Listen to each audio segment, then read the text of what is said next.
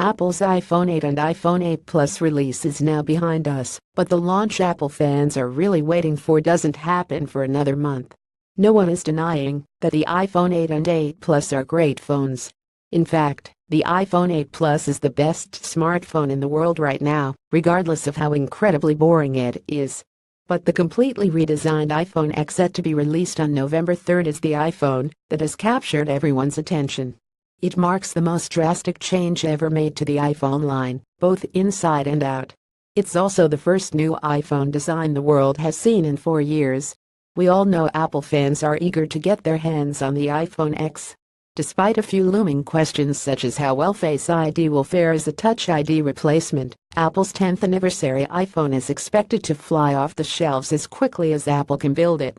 But what do Android users think of the new iPhone X? A couple of weeks ago, on the day Apple unveiled its new iPhone 8, iPhone 8 Plus, and iPhone X, a thread popped up on Reddit in the Android subreddit. The title is simple enough: the iPhone X, what are your thoughts? And we've been watching it ever since to get a sense of what die-hard Android fans think of the new flagship iPhone. After 15 days, the thread has more than 10,000 points. It also has more than 1,500 comments. The top voted comment is a joke about Apple's new naming scheme, which just about everyone can likely agree is quite awful. iPhone 8 and iPhone X in the same year, seriously. Coming in just behind it with 9,140 points at the time of this writing is a great point that everyone can agree with as well. It's terrific, but also surprising that Apple chose to adopt the industry standard Qi technology for wireless charging rather than opt for proprietary tech. Pretty much what the leaks said it would be. The only surprise is Apple not f***ing people by using a different wireless charging system than Qi, Reddit user Akilu wrote. He continued, just to be clear, I'm not bashing the device itself, just saying there wasn't really any surprises. I think this is actually a good step for Apple in the phone market. More companies will again begin to adopt wireless charging again, but more importantly, it will become widely available in cars, restaurants, etc. On top of that, I liked the fact they got rid of the home button, that is, has minimal bezels, but don't agree with getting rid of Touch ID for Face ID. I wish they would have took a page from Google and added a fingerprint scanner on the back with gestures. This is a great point.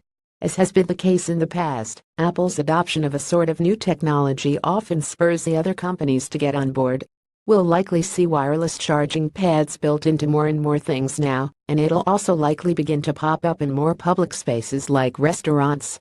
A number of top-voted comments pertain to the iPhone X, the infamous notch, or the cutout at the top of the display, where Apple's true-depth camera and sensor cluster resides. I'd rather they just ran the bar all the way across the top instead of the peculiar cutout they went with, one user wrote. Most people, including Apple fans, seem to agree. Another user pointed out that Face ID appears thus far to be a less ideal solution than Touch ID. The Face tech looks way slower than Touch ID, Quentin Wava said. It may be instant in recognizing the face, but you have to look at it and then swipe. It's much more inconvenient than Touch ID. There are settings that allow users to sacrifice security for faster unlocks, but we haven't tried the phone yet, so we can't comment on how fast Face ID is or how well it performs in real-world situations. There was plenty more discussion, of course, and the overall theme seems to be that it's a great-looking phone with a few potentially huge shortcomings.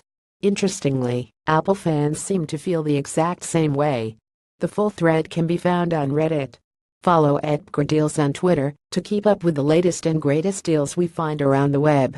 BGR Deals content is independent of editorial and advertising, and BGR may receive a commission on purchases made through our posts.